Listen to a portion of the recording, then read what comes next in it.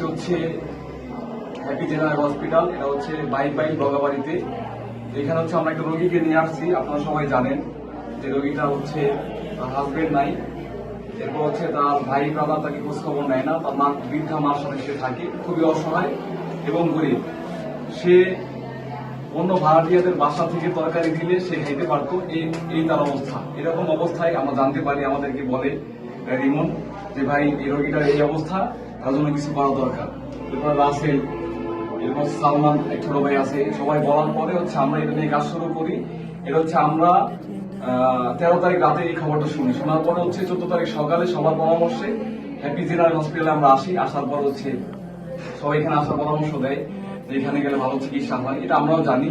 পাশাপাশি এখানে হচ্ছে আমাদের বিশেষ স্যার আমাদের জন্য আছে এখানে, আমাদের এই জন্যই এখানে আমাদের আসা। তো স্যার এখানে উপস্থিত আছেন। স্যার হচ্ছে আমাদের তো জানেন আমাদের সম্পর্কে, বা হচ্ছে আমরা আসছি কেন এটা সম্পর্কে অবগত আছে। স্যার বলেন আমাদের সম্পর্কে।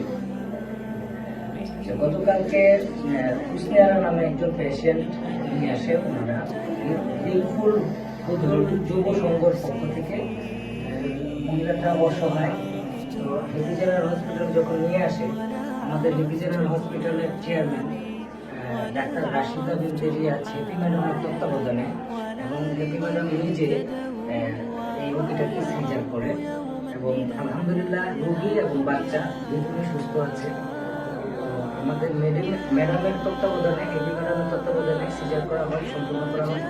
আসলে অনেক ধন্যবাদ হিলফুল প্রচুর যুব সংঘকে, যারা এই অসহায় মানুষদের পাশে দাঁড়ায় এবং তাদেরকে হেল্প করে, সহযোগিতা করে। এটা নিঃসন্দেহে একটা ভালো উদ্যোগ। আমরা আশা করি এরকম কাজ ওনারা আরো করবেন এবং আরো অসহায় মানুষকে এভাবে সেবা দিবেন। আমরাও প্রস্তুত এই ধরনের মানুষকে আমরা নামমাত্র মূল্যে, নামমাত্র খরচে আমরা ওনাকে সেবা দিতে পেরে আমরাও খুশি। এবং আমাদের happy chairman, happy general hospital chairman Rashida বিনতে রিয়াজ ম্যামের পক্ষ থেকে অনেক ধন্যবাদ তাদেরকে। তারা এই ধরনের কাজ করে। আমাদের ম্যামও খুব ভালো। ওনারা সর্বাত্মক চেষ্টা করে অসহায় মানুষের পাশে দাঁড়ানোর জন্য। তো এই আর কি বিষয়।